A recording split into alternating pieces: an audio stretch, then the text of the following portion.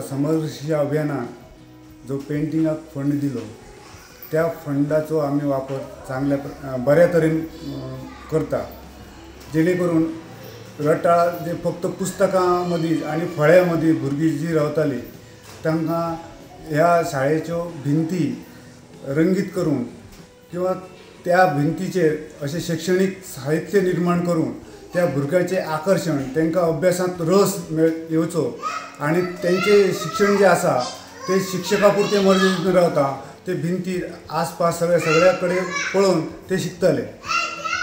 भुरग्यांक आमच्या ह्या शाळेचें आकर्शण निर्माण जाता, हेच्या फुडें भुरगीं ह्या शाळे कडेन आकर्शीत जातलीं आनी आमच्या शाळेची जी पटसंख्या आहा ती वाडटली,